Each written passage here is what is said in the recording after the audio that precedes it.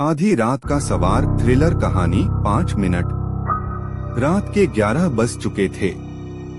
हल्की हल्की बारिश होने लगी थी। सड़कें लगभग खाली थीं।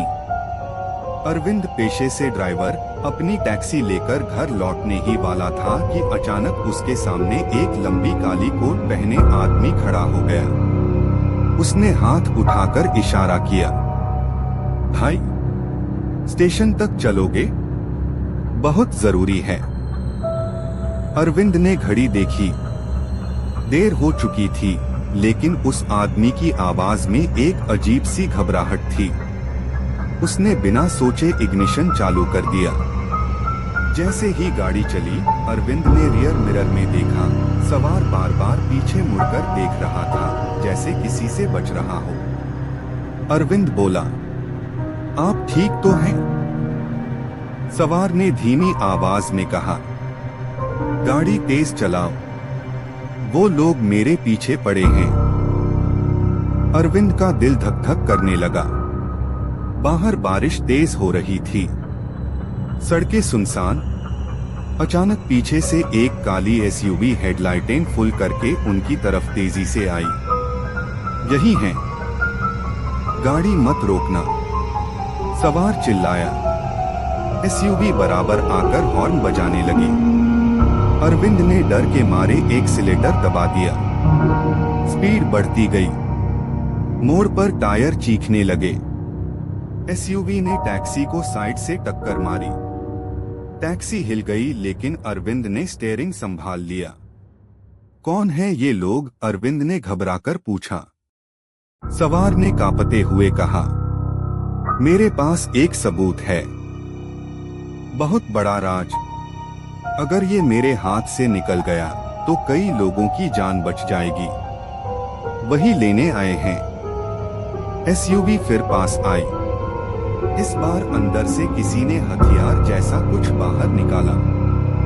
अरविंद ने तेजी से गाड़ी एक संकरी गली में मोड़ दी।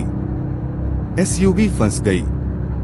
दोनों ने राहत की सांस ली, पर सिर्फ 3 सेकंड। गली के आखिर में एक बंद गेट था। अरविंद ने ब्रेक मारे। गाड़ी रुक गई।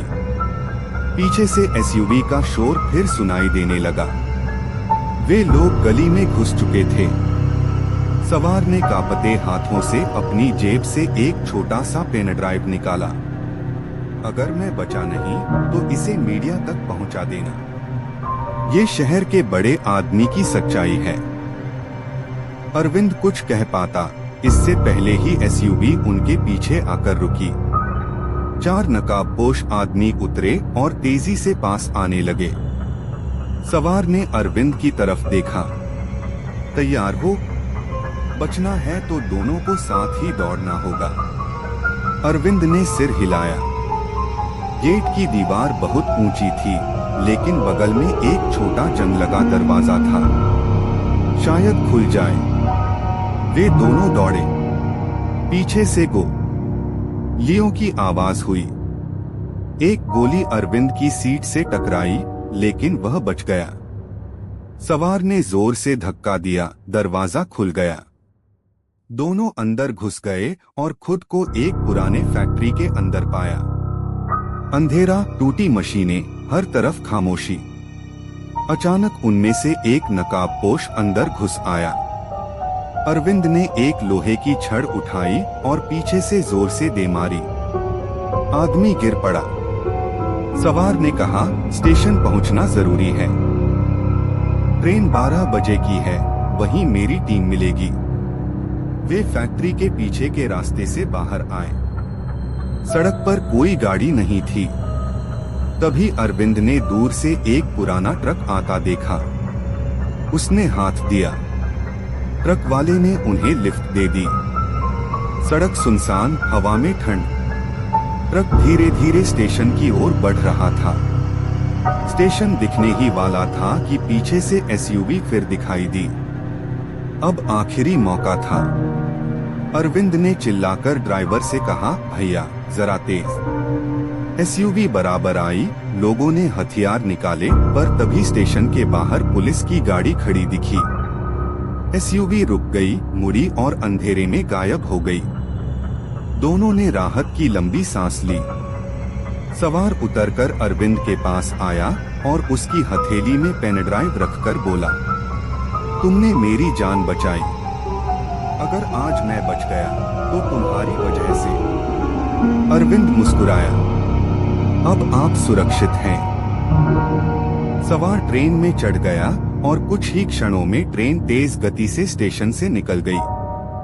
अरविंद अपनी टैक्सी की तरफ लौट रहा था कि तभी उसकी जेब में रखा मोबाइल बजा।